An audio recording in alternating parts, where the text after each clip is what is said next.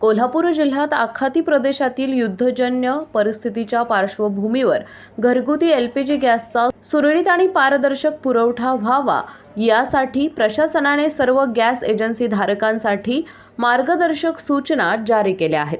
Gas सिलेंडरचा पुरवठा केवळ होम डिलिव्हरीद्वारेच करावा, गोडाऊन अथवा एजन्सीवरून थेट वितरण करू नये असे आदेश जिल्हा पुरवठा अधिकारी मोहिनी चव्हाण यांनी दिलाय.